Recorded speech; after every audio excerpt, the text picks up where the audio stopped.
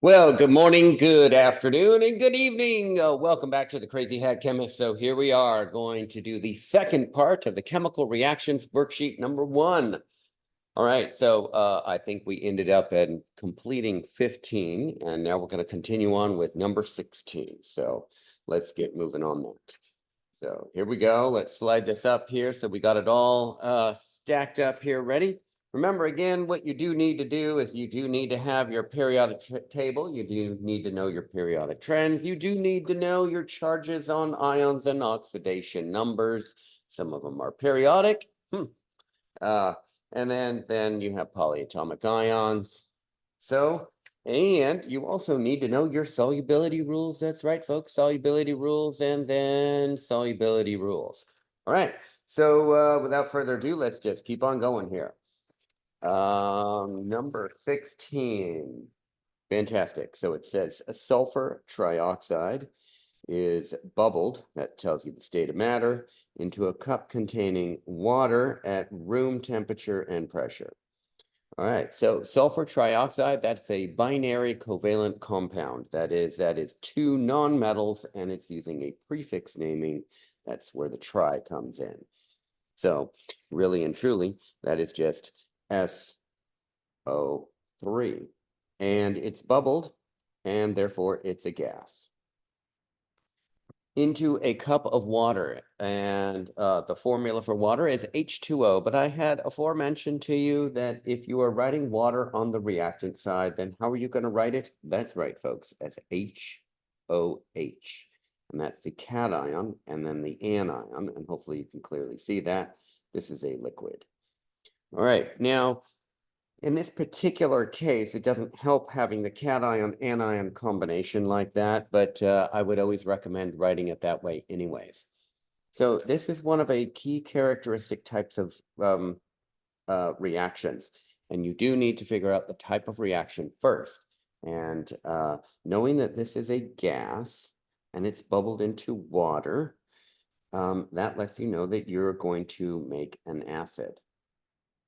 And this is a combination reaction. And being as such, you need to figure out what the acid is. So all acids are typically most commonly written with a hydrogen in front. And then thereafter, then it is the non-metal that's not the oxygen. So therefore the sulfur. And then the oxygens at the end, most commonly. And now what we're going to do is we're just going to count up the number of hydrogens. That's 1, 2. So this is H2. Number of sulfurs, that's 1. So that's a 1. I'm not going to write that there, but it's imaginary 1. And then the number of oxygens, 3 plus 1, that's 4. It's an acid. It's aqueous. This is actually stoichiometrically balanced already. It's a 1 to 1 to 1 mole ratio. And we're rocking and rolling, and we should actually know the name of this H2SO4, and this is sulfuric acid. Okay, fantastic. So that is number 16. We're good with that one. Now we're going to move on to number 17. All right, so moving this off here, let's slide this up and move to number 17. All right, excellent, number 17. All right, so it says 25 grams, who cares, of potassium chlorate, that is most certainly important, is heated, that might be important, by a Bunsen burner in a vacuum, that's important. Okay, so potassium is a group 1, and that is a +1. Chlorate is a polyatomic ion, and you just have to flat out memorize that. So let me show you what this set of 4 is right here. So we have on our polyatomic ions, here we go. We have this set of 4. 1, 2, 3, 4. And it's, let me just underline these. Okay. And so this is counting the number of oxygens, 1, 2, 3, and 4. They all have the same charge of -1. They all have chlorines and an oxygen. And it is hypochlorite. then chlorite, then chlorate, and hyper, or just perchlorate. Notice the 8 goes with the greater number of oxygens, the ite goes with the fewest number, and to distinguish when we have 4 oxygens, the least number is hypo. You know, like if you're hypoactive, you're a couch potato, and if you're hyperactive, you're very active, therefore the more oxygens. All right, so this is chlorate, so it's ClO3 minus 1. So that's the one that we're going to use in this particular case. So that's ClO3 minus 1. In fact, this is a really excellent lab to do. Hopefully, I don't know, in your chemistry class, you might have the opportunity to do this. And you take a crucible and you put potassium chlorate in it and you heat it up with a Bunsen burner, and you're going to be driving off a gas. Okay, we're going to find out what gas that is. So we're going to take the absolute value of these, take the bull by the horns, flip, bring it down, bam, there's your reactant, KClO3. And it's 25 grams. This is going to be a solid. It's heated in a vacuum. Therefore, this is a decomposition reaction. And it's a decomposition because it's heated in a vacuum and there is no other reactant. That's why. Since it's a decomposition reaction, most commonly we get a gas and a cation-anion combination on my product side. Okay, and the gas that we're going to get, as I had aforementioned on video number 1, is going to be either oxygen, carbon dioxide, or sulfur dioxide, most commonly. There is no carbon and no sulfur in this formula, so therefore it's just going to be oxygen gas, and that's diatomic. Okay, and then, so that settles out the gas issue. Then I need to come up with a cation-anion combination. I'm going to look at the elements of which I haven't used. I have a potassium that I haven't used. That's a group 1, and I haven't used the chlorine, and that's a chloride ion, and that's a halide ion. I'm going to put these together in their correct charge ratio, and that's KCl. I am not looking at solubility rules on these decomposition reactions. So you are going to heat up solid potassium chlorate. You're going to drive off all the oxygen. What remains is potassium chloride, which is also a salt, an ionic compound. Now what we need to do is balance this. The potassiums are balanced, the chlorines are balanced, so we are good right there. There are 3 oxygens and 2 oxygens, so our factor there would be a 6. So we're going to put a 3 here in front of the oxygens and a 2 in front of the potassium chlorate. That gives me 2 potassiums and 2 chlorines on this reactant side. And I have 1. So I'm going to place a 2 right there in front of the potassium chloride. And bam, that baby is balanced. So we are looking good right there. All right, let's move on to the next problem here, number 18. So let's slide this on up. Get number 18 going. It says 10 mils of benzene, and I'm giving you the formula, is poured on a lab bench and lit with a match. All right, so benzene, C6H6. Benzene is a liquid that poured, indicated that it's lit with a match, so that's letting me know this is a combustion. The combustion problem. And so I have hydrogens and carbons, or hydrogen, carbon, and oxygens in the formula, and a combustion reaction requires or is necessary to produce the products is oxygen gas. And so that lit with a match lets me know it's a combustion, and then I should be able to come up with the oxygen gas. This is a delta right above that, like every combustion has. And then you should also be able to come up with the products. The products for every single combustion reaction is carbon dioxide, that is a gas, and water, H2O. And we're going to call that a liquid. As I mentioned in other previous combustion reactions, we're going to balance it carbons, hydrogens, then oxygens in that order. First carbons, then hydrogens, then oxygens. So we have 6 carbons on the reactant side, 1 on the product side, 6 carbons on the product side, 6 hydrogens on the reactant side, 2 on the product side. So we're going to place a 3 right there. That will give us 6. hydrogens. So now what we're going to do is we're going to count up the number of oxygens. 6 times 2, that's 12 oxygens. The number of oxygens, 3 times 1, that's 3. I'm going to add these two numbers up. That's 12 plus 3. That's going to be a 15. There are no oxygens in this formula. So this is an odd number. So I'm going to place that odd number, 15 over 2. And now this chemical equation is balanced. However, one of our rules here that I stated on the first video, and that is we need to have whole number stoichiometric coefficients. We cannot end with a fractional stoichiometric coefficient. So what we're going to do is multiply by 2 or distribute 2 over all the terms here.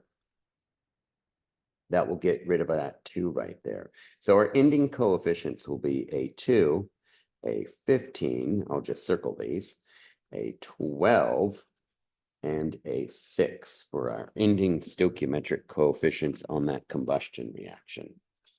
All right, hopefully that sees you well. All right, let's go on to number 19.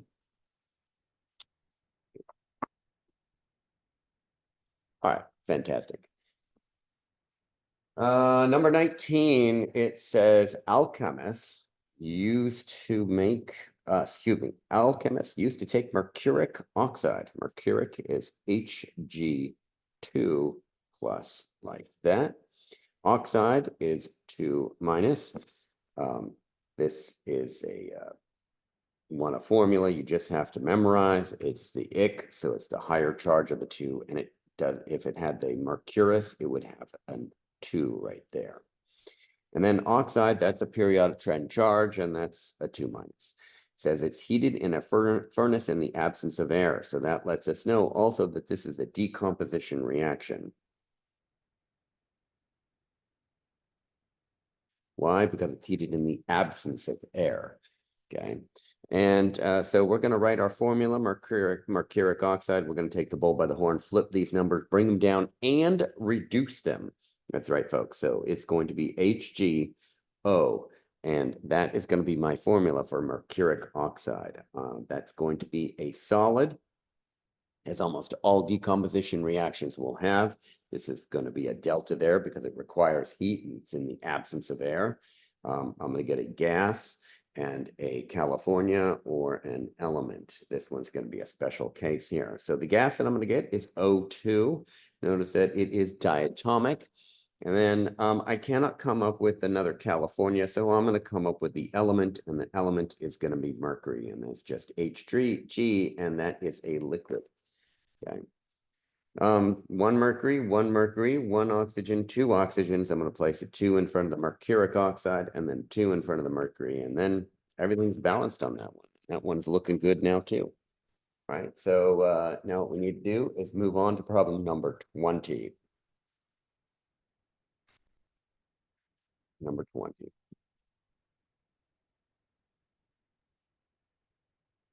Where'd you go? Here's 20. All right, fantastic. Number 20. So it says corrosion occurs when aluminum metal, that is Al, that is a solid, is placed in a solution of sulfuric acid. And I think we have done sulfuric acid before. That has hydrogens because it's an acid. Sulfuric is coming from sulfate. Whoops. Sulfuric is coming from sulfate. There we go. There's sulfate. So sulfuric acid, H2SO4. All acids are aqueous. All right, so this is characteristic of a single displacement or a single replacement reaction, and that is the aluminum is going to displace the hydrogen. The hydrogen is diatomic, and that is a gas, and then the aluminum and the sulfate will get together. So I had previously mentioned the charge on aluminum ion, and I'll just mention that. That's periodic trend charge, and that's silver, zinc, and aluminum. That's a 1, a 2, and a 3. Zinc and cadmium are in the same column, so 2 plus and 2 plus. So this is a 3 plus right there for the aluminum. So I'm going to take the aluminum ion, and I'm going to combine it with the sulfate ion, and I'm going to get Al2SO4 parentheses and a 3. And that is going to, I'm going to look at my solubility rules, And sulfates. Sulfates are aqueous, except for barium, strontium, lead, and calcium. And of course, aluminum is not barium, strontium, lead, or calcium. So that's aqueous right there like that. All right, fantastic. Sweet. Now what we need to do is balance this beast. And so what we're going to do is we're going to start off with the most complicated formula that is obviously right here, right there like that. There are 2 aluminums on the product side. I'm going to place 2 aluminums on the reactant side. There are 3 sulfurs on the product side. I'm going to place 3 sulfurs on the reactant side. And then the hydrogens, I have 2 on the product side, and I have 6 on the reactant side. So I'm going to place 3 right there like that. And that should take care of that one right there. It's beautiful. All right, lovely. Let's move this on up to the next problem. And so we're going to slide this on up here forward. And there is number 21. All right, number 21. It says acetylene torches burn at the hottest temperature, 3,200 degrees of any of the fuel gases. So this is going to be a combustion reaction. Why? Because it's burning. So that lets you know, and it's a hydrocarbon. So that's carbons and hydrogens. Acetylene is a gas. And the other reactant for every combustion reaction is O2. That's molecular oxygen. That's an arrow. That's a delta. And what are the products for every single combustion reaction? And these are assuming this is a complete combustion. So we're going to get carbon dioxide and water. We're not going to get carbon monoxide in water. We're not going to get carbon in water. These are complete combustion reactions here. And which I mentioned before, carbons, hydrogens, oxygens, we're going to balance it in at that order. First the carbons, then the hydrogens, then the oxygens. That is the fastest and easiest way to balance combustion reactions. So there are 2 carbons on the reactant side, 2 carbons on the product side, 2 hydrogens on the reactant side, 2 hydrogens on the product side.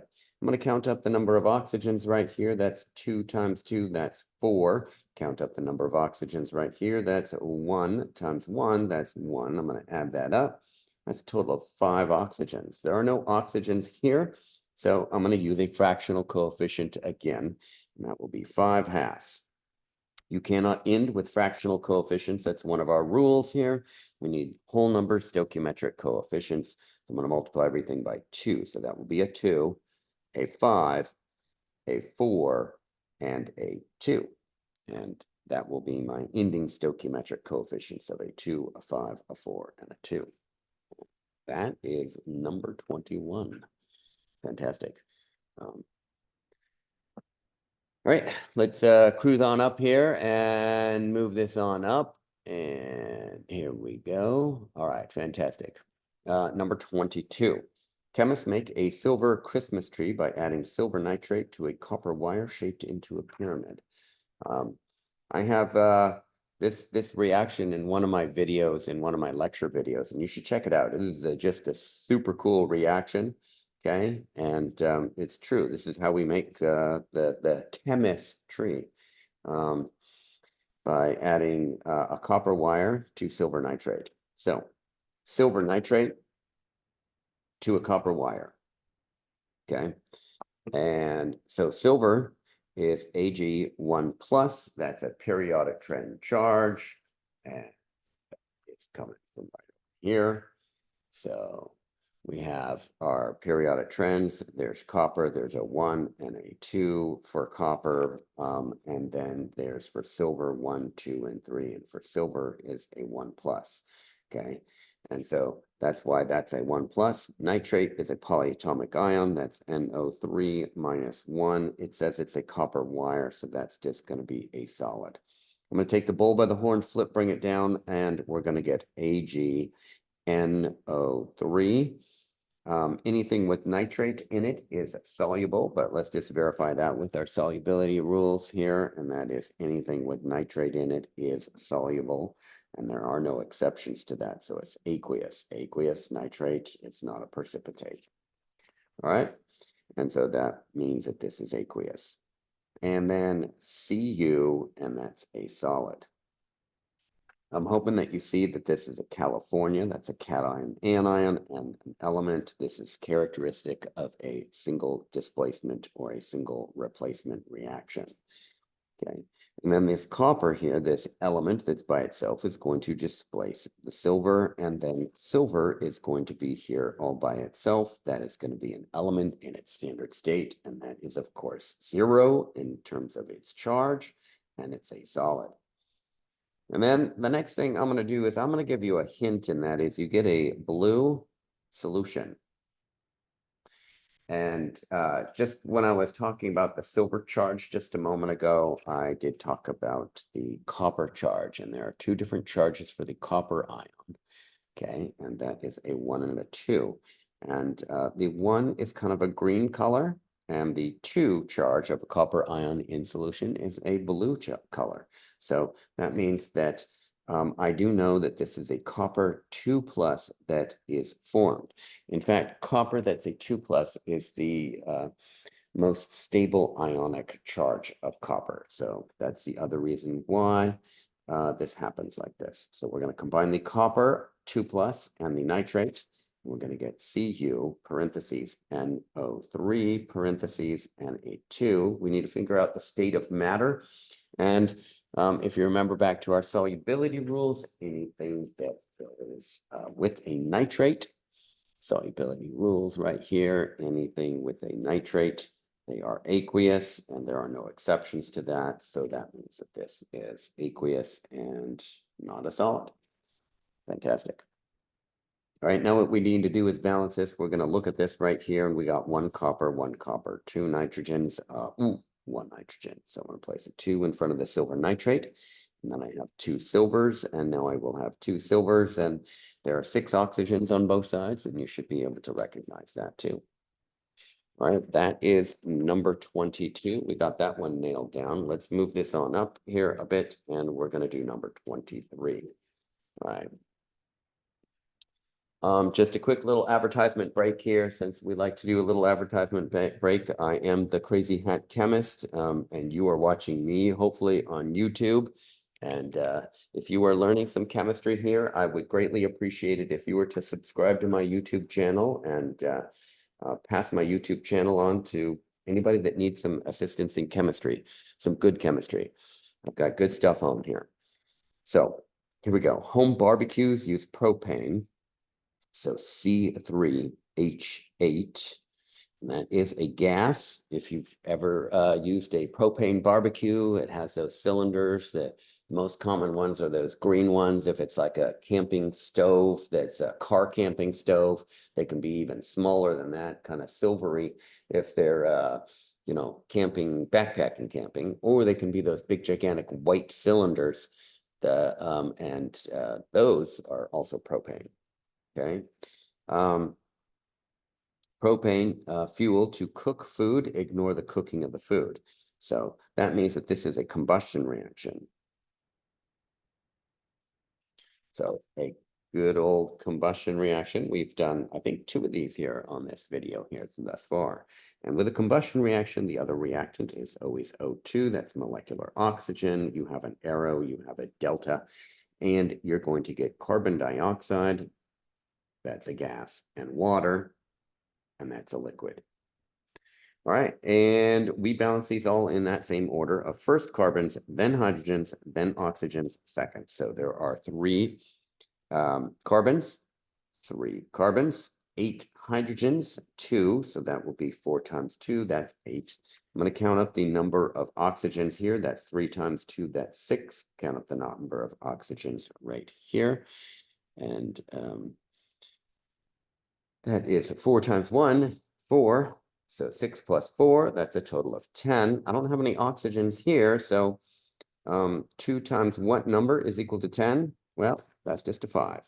So I don't have to use a fractional coefficient on this one. All right, fantastic. Hey, I'm going to do one more thing. I'm going to go back to this problem here that we had before, and that's a silver Christmas tree here that we have. And I'm hoping that you understand that when you have silver nitrate and copper wire, what happens is the copper displaces the silver and you get silver. So you actually see the copper wire initially, that's this reddish, brownish color, if you will. And then very, very slowly, the copper looks to disappear, but it is still there. Okay, but what occurs on top of the copper is there's a silver that forms one atom of a time right on top of it. All right, so that is super cool. All right, so here we go. We're going to go on to problem number 24. All right, so let's, like I said, let's continue on to number 24. All right, so let's find that piece of paper, number 24. Here we go.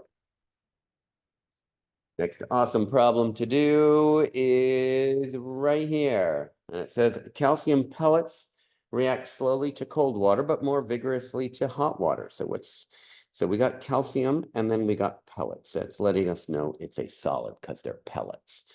And water, doesn't matter if it's hot or cold water.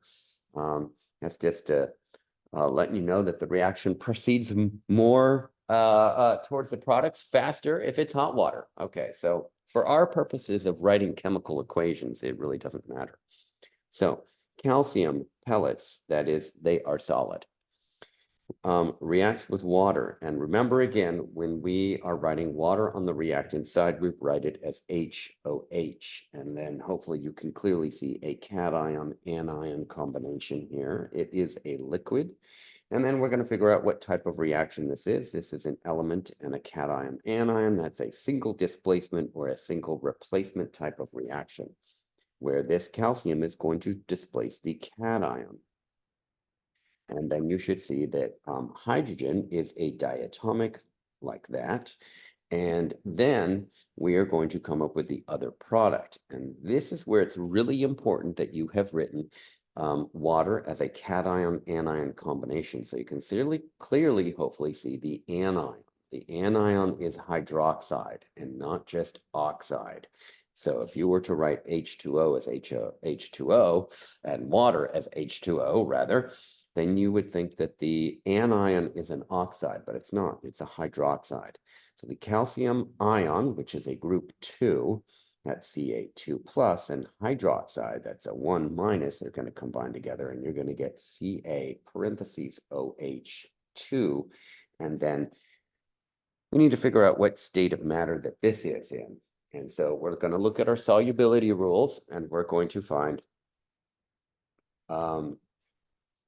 hydroxides. Hydroxides are solids except for the alkali metals. So really and truly, this is a solid, but in many instances, because of the situation here, this is aqueous. So I'd accept either one. You'd have to check with your professor on this one and figure out what they would prefer on this. All right, perfect.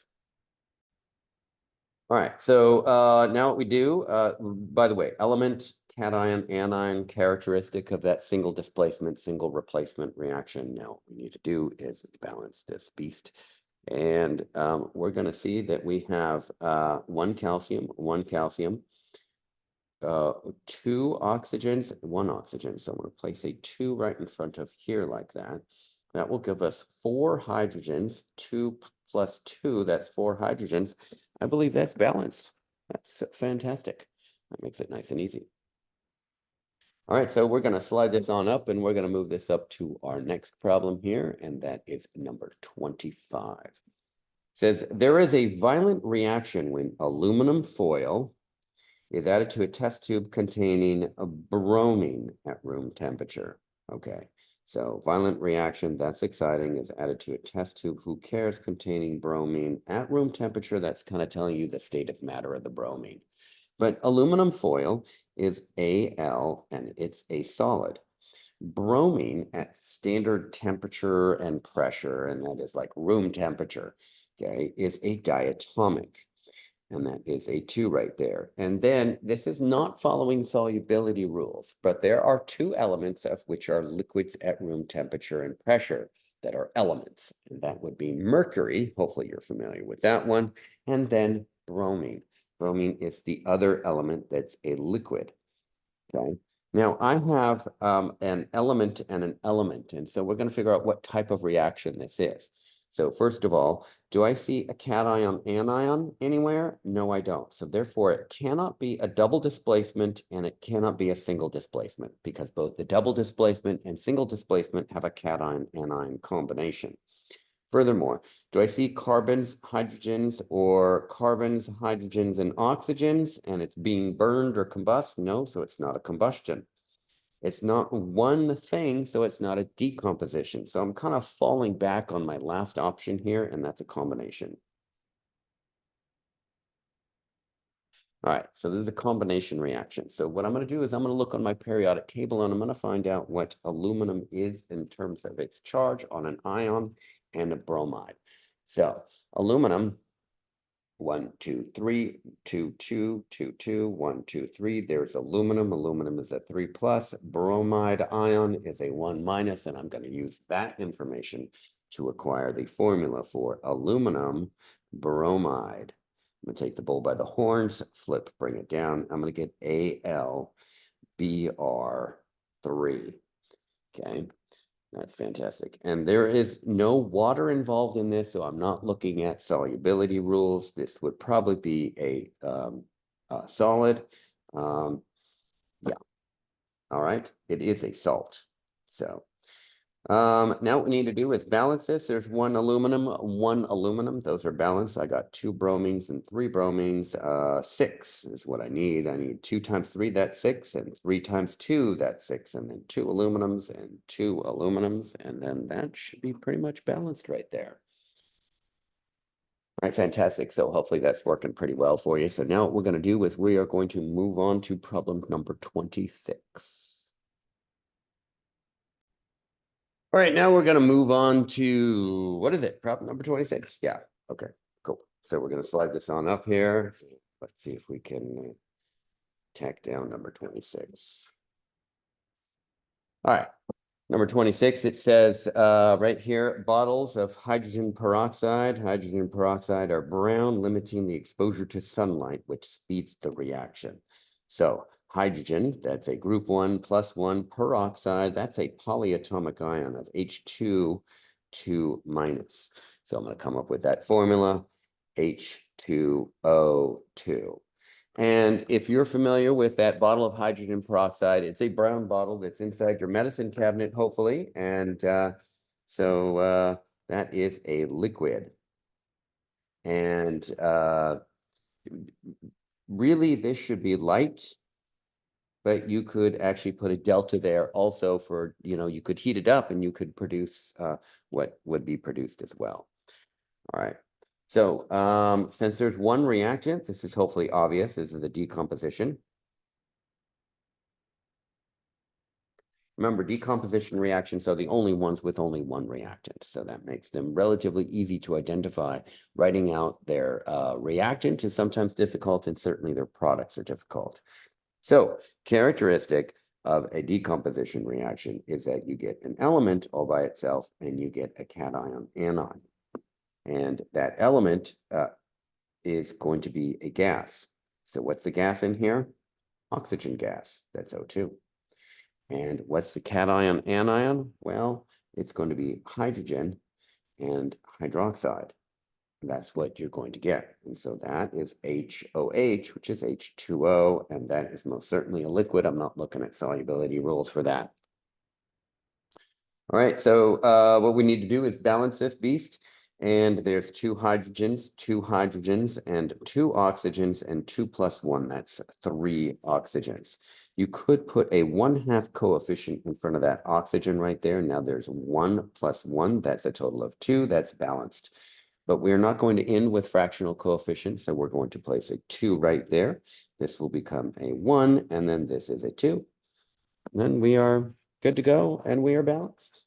Now we can move on to the final problem of this sheet of paper, but not the final problem of this worksheet. Most certainly not. Don't even think that we are there yet. All right, so we're going to slide this on up here a little bit more. If I can actually do that, keep it on the papers behind me. All right, there we go. There we go. There, that's much better. again, you're watching The Crazy Hat Chemist and you're watching me on YouTube. And please like and subscribe. Give me a thumbs up. And maybe one of these days I'll have a ton of subscribers and a ton of hours of viewing all over the world. Everybody's watching chemistry instead of, I don't know, what do people watch? I have no idea. Anyways, here we go. Solid aluminum hydroxide, that's Al3 plus periodic trend charge, and then hydroxide is a polyatomic ion, is mixed with a solution of 6 molar, okay, sulfuric acid, that's H1 plus and SO4 2 minus, that's sulfate. Okay, and all acids are aqueous. So here we go. Aluminum hydroxide, that's AlOH parentheses and A3. It says it's a solid, so I'm going to write that S right there, plus H2SO4. It's an acid that's aqueous. Okay, you notice that this is a cation, anion, so this is characteristic of a double displacement or a double replacement reaction. To get my products, there's my arrow separating my reactants from my products. To get my products, I'm going to combine the aluminum and the sulfate together, and that is Al2, parentheses SO4, parentheses Na3. And then I'm going to combine the hydrogen and the hydroxide, and that is HOH, or I'm going to write it as H2O, and that is a liquid. In order to get this one here, I'm going to look at my solubility rules, and I'm going to find sulfates. Sulfates right here are aqueous. Exceptions: barium, strontium, lead, calcium. Barium, strontium, lead, calcium, no. That means that this is aqueous. All right. Perfecto. I'm going to go for the most complicated formula, and that appears to be this. There are 2 aluminums. I'm going to place a 2 in front of here. And then there are 3 sulfurs. I'm going to place a 3 in front here like that. And then what we need to do is balance the hydrogens and the oxygens. So this is generally a difficult problem for students to solve, even though it's really not super difficult. And so how it's difficult is that there's just so many elements in here, and there's hydrogens and oxygens in almost every formula. Okay, there are hydrogens and oxygens in this formula. There are hydrogens and oxygens in this formula. There are hydrogens and oxygens in this formula. There are only oxygens. So what I'm going to do is I'm going to cross this out and imagine that there are, which there are not, there are oxygens, but there are no hydrogens. So I'm going to only balance the hydrogens. So how many hydrogens right here? 2 times 3, that's 6. How many hydrogens right here? 3 times 2, that's 6. I'm going to add those up. That's a total of 12 hydrogens, right? And so what I need is 12 hydrogens on my product side. So I've already got 2. I'm going to place a 6 right over here, and that will give me 12 hydrogens. Now, in order to make sure, and you should be doing this on every single reaction, like I had mentioned at the very beginning in part 1, your very last step is to be verifying that you have it balanced. And so the number of oxygens are 2 times 3, that's 6 oxygens. So I'll do this right at the top. The number of oxygens, 3 times 4, that's 12. Number of oxygens, 3 times 4, that's 12. Number of oxygens, 6 times 1, that's 6. That's a total of 18 oxygens on both sides, and that is most truly balanced. So hopefully that worked out well for you. All right, so we're going to peel this one away. That was number 27. Now we are on to number 28. All right, let's see. Here we go. Number 28. At restaurants, kids usually use a straw to blow carbon dioxide into their cup of water. So I remember my kids doing this all the time. So we've got carbon dioxide and we have water. Okay, so carbon dioxide is a binary covalent compound. That is a 2 non-metals. We're using prefixes. There's that prefix. So it's carbon dioxide. That is a gas. And blowing carbon dioxide into that straw is kind of indicating that. And then water and HOH. And like I said before, most of the time when we write water as a reactant, we're writing it as HOH. So this has a characteristic pattern of which is not following all the other patterns. This is a binary covalent compound. So this is certainly not a California. Do not think that this is a California. It's a binary covalent compound from the nomenclature of it. And so this is a gas and this is water. What are you going to get? An acid. Okay, so this is a special kind of combination reaction. There is no California here. There is a California, but it's not an element. And this is not a California, so it can't be a double displacement or a single displacement.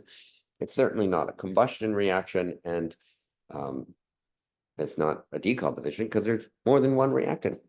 So our product is going to be, right, hydrogens, carbons, and oxygens, and we're going to add them up. How many hydrogens? 1, 2. 2. How many carbons? 1. 1. How many oxygens? 2 plus 1, that's 3. This is aqueous because it's an acid, and this is called carbonic acid. Okay, so that means that when kids are blowing through their straw at the restaurant, that means that they're making a neutral solution, theoretically, into an acidic solution, depending on where that water came from. All right. So let's go on to the next one. That would be number 29. So let's scroll this on up. Here we go. Number 29 for our chemical reaction pleasure says if you have a flask containing chlorine and it's added to a solution of potassium iodide, a reaction occurs. So chlorine rather, is a one of the special diatomic elements, and there are 7 diatomic elements, and this is how I teach my students. I take your right hand and you make a gun out of it. Boom, bang, bang, bang, bang, and then you stick this right on your forehead. Boom, and then so this is on your forehead like this, and then what you do is you point it down, and then what number do you get? Oh, that's a 7. And the 7 diatomics are nitrogen, oxygen, fluorine, chlorine, bromine, iodine, and then one more, and that is hydrogen. Cool.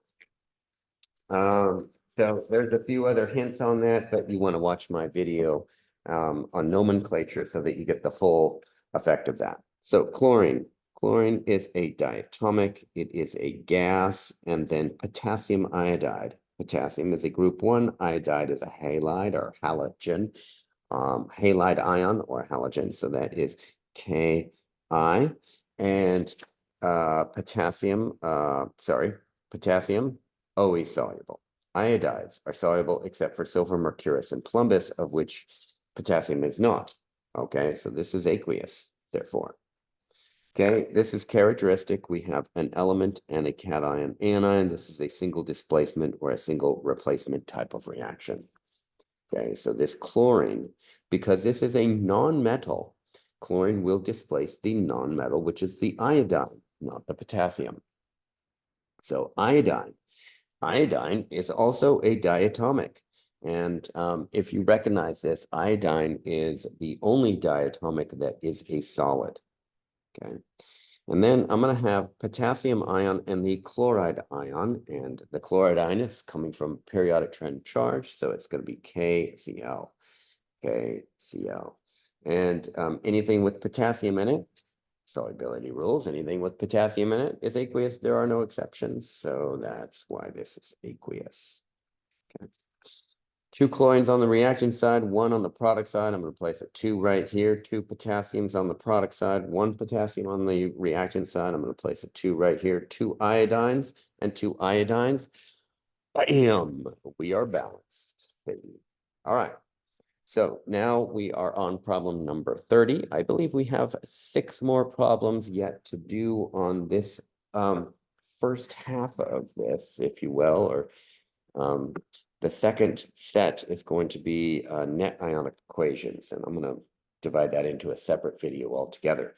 But so we've got 6 more problems to do. Let's see if we can cruise on through them. So don't go away, hang on, and keep on watching. Here we go. Next problem is number 30.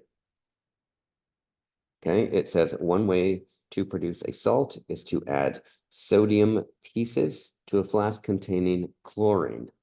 So sodium is an element and it is a solid, and chlorine is that diatomic that we had just aforementioned on the previous problem, and that is a gas. Okay, so this is a very violent reaction, by the way, so you should probably look this up online. I don't have this one, sadly. But this is a combination reaction. So combination reaction. I'm going to take sodium and it will form a sodium ion, chlorine, and it will form a chloride ion, and I'm going to get NaCl. And this is going to be a solid. It's not following solubility rules, but there is no water involved in this, so that's why it's not following solubility rules. I got 2 chlorines, 1 chlorine, 2, and then 2 sodiums, and then whammo, that one is balanced and done. All right. Now what we're going to do is do the next problem, which is number 31. And I know you're expecting me to mention I'm the crazy hat chemist, and please watch my videos on YouTube. Wait, I just did that. Oh my gosh. All right. The following reaction of magnesium metal, and oxygen occurs extremely slowly normally. So magnesium metal, Mg, that's a solid, plus oxygen, that's also a diatomic, that is most certainly a gas. It says it occurs very extremely, it's slowly, that is, extremely slowly. It's not a combustion reaction unless we were to add an immense amount of heat, then we could actually burn this, and that's a whole different reaction. But you do actually get the same product here, even if you were to heat this up. This is really an oxidation reaction. It's but in terms of our 5 generic types of reactions, this is a combination. So maybe someday, and I haven't mentioned this with other reactions, but someday you're going to be talking about redox reactions, REDOX, redox reactions. And this is a type of redox reaction. I'm not getting into that right now because it's a subtype of the 5. All right, so magnesium is a group 2. It forms a 2+ charge. Oxygen is a 2-. I'm going to take the bull by the horns. Flip, bring it down, absolute value of these, and then reduce. So I'm going to get MgO. So I've reduced it. This is a solid. I'm not following solubility rules because it's not in water. And now we need to balance this. 1 magnesium, 2 oxygens, 1 oxygen, 2 oxygens, and then put a 2 in front of that magnesium. And then beautiful, looking good. All right. Oh, by the way, just mentioned this a little bit ago, but yes, I'm the crazy chemist. Please watch my videos on YouTube. And yeah, let's go on to the next one here. Number 32.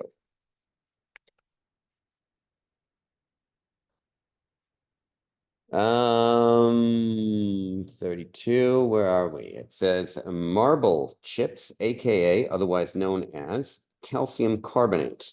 Calcium is a group 2. Carbonate is a polyatomic ion of CO3 2-, is heated in a vacuum.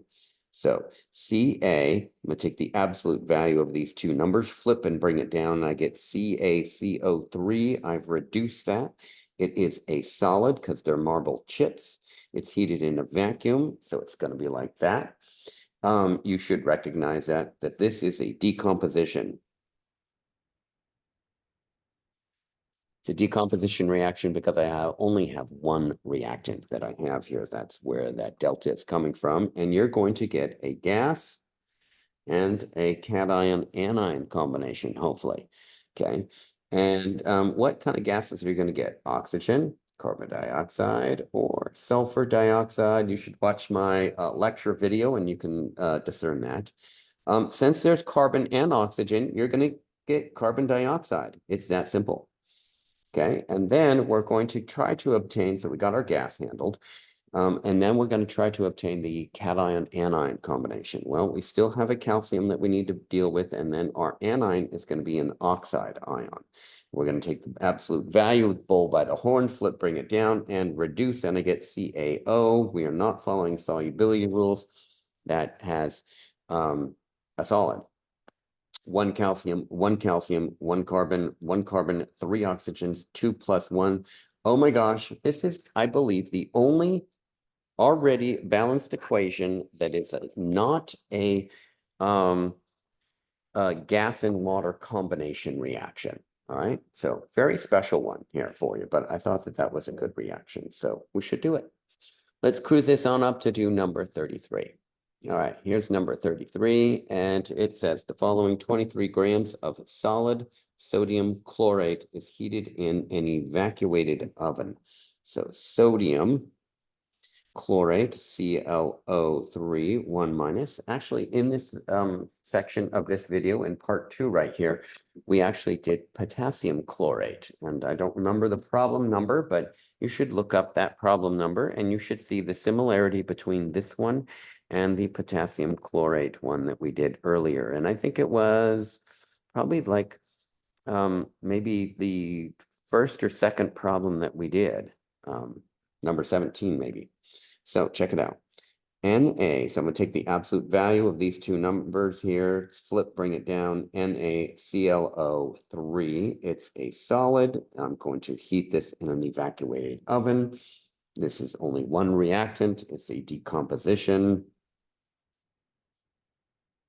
And so I'm going to get a gas and a cation, anion. The gases of which I can get would be oxygen, carbon dioxide, sulfur dioxide. There's no carbon, no sulfur, so it's not either of those. So it is most certainly oxygen gas. And then I'm going to get a cation, anion, hopefully, or an element. And so I'm going to take the sodium ion and the chloride ion, and that's how I get my other cation, anion. That's NaCl. Plus sign in between there. I am not looking at solubility rules. This is a solid. One sodium, one chlorine, 3 oxygens, 2 oxygens. I'm going to place a 3 here for 6 oxygens total and a 2 here for 6 oxygens total. Now there are 2 sodiums and 2 chlorines, and then 2 sodiums, 2 chlorines. And magically that appears just like that. By the way, there is no magic in science. It's all real stuff. Okay. All right, next problem. Slide this on up here for number 34. It says hydrogen sulfide is bubbled into an inverted flask containing bismuth 3 nitrate. So hydrogen sulfide bubbled, that's letting you know what state of matter it is. Hydrogen, that's group 1. Sulfide is right underneath oxygen. Bubbled is letting you know it's a gas. So this is H2S. That's a gas. If you've ever been to like Yosemite, and there's these little pots of mud that like all bubbling and stuff like that, and they smell like rotten eggs. That is the gas that smells like rotten eggs right there. That's that wonderful stuff. Flask containing, who cares, bismuth. Like, it's none of your bismuth, man.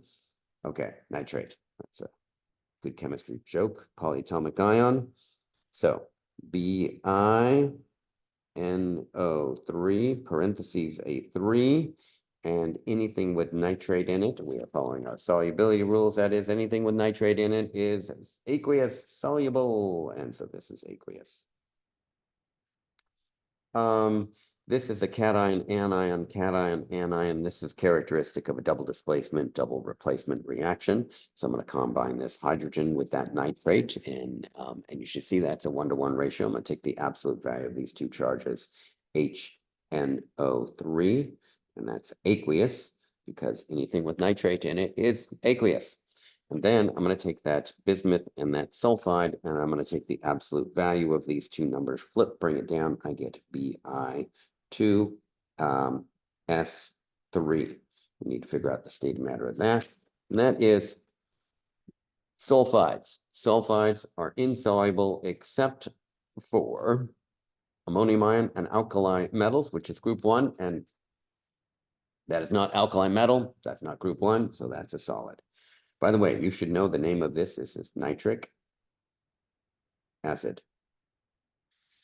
All right, so we need to balance this. This is obviously the most complicated formula here. There are 2 bismuth. I'm going to place a 2 here in front of the bismuth nitrate.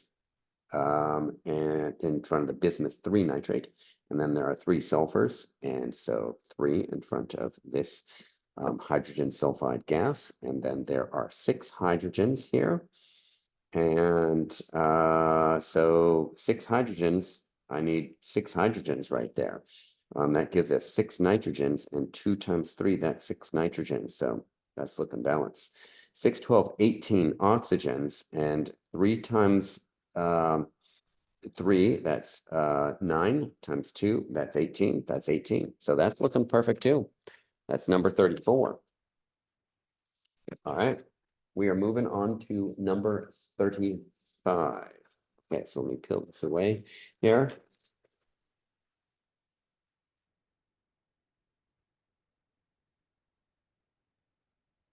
All right,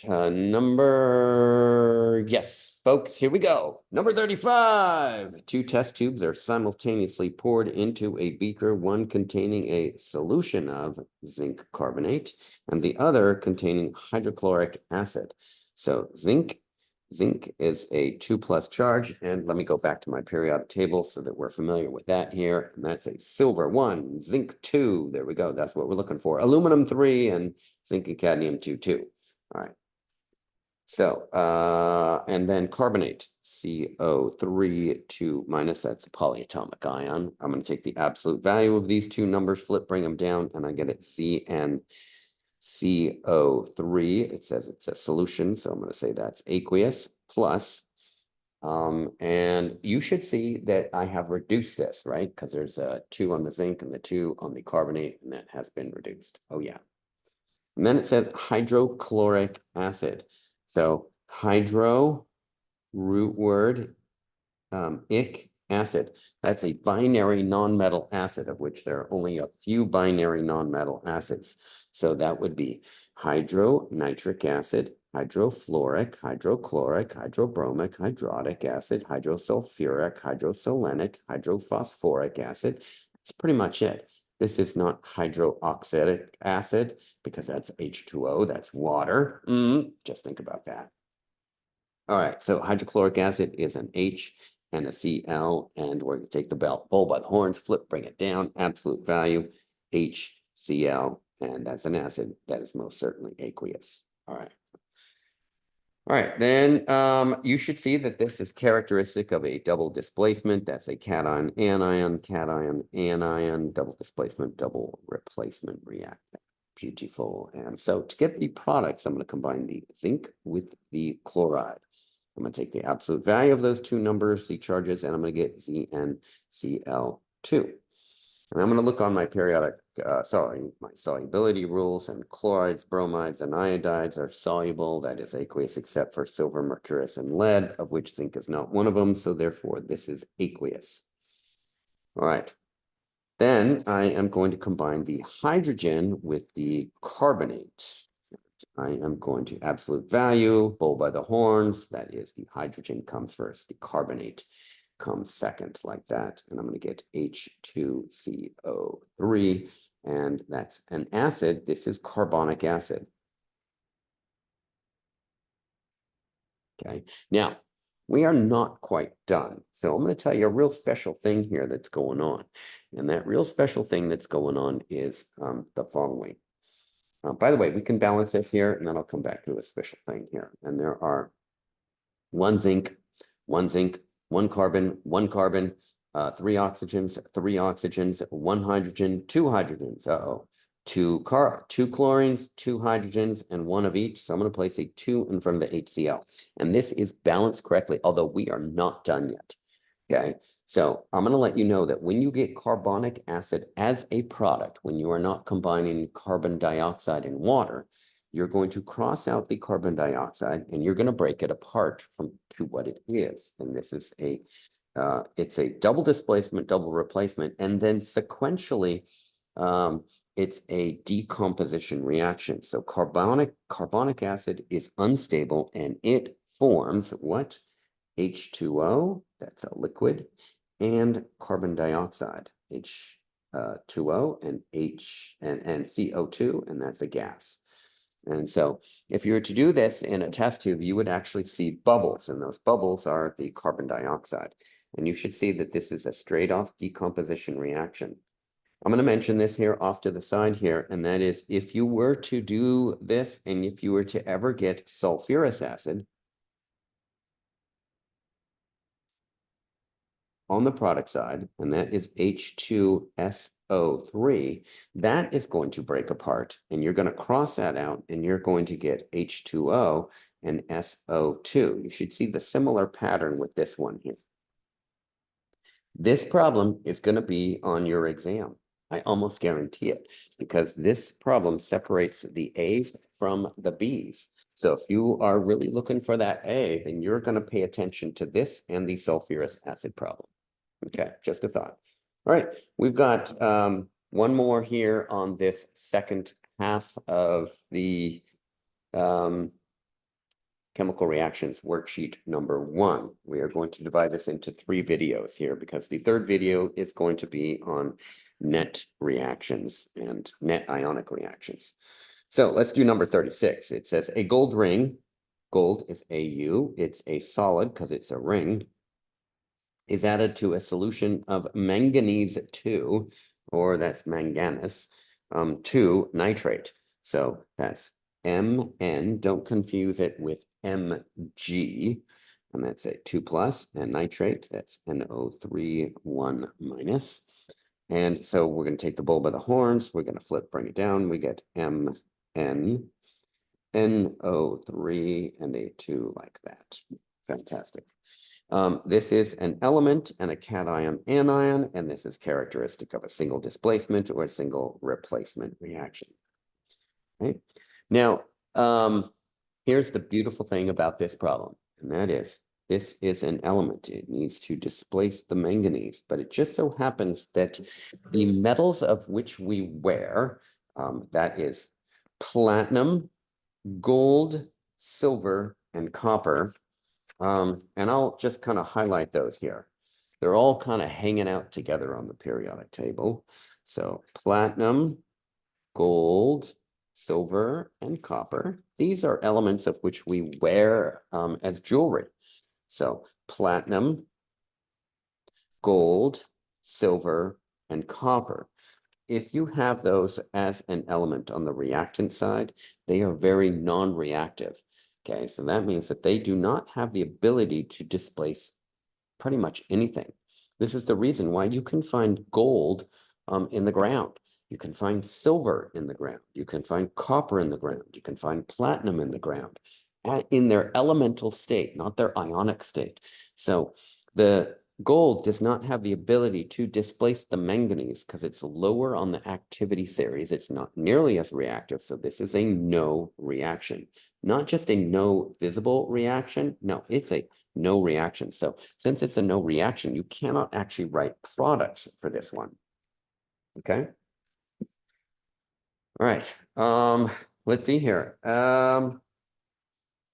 I am the Crazy Hat Chemist. You should be watching me on YouTube. This is the second part of 3 parts for this chemical reactions worksheet.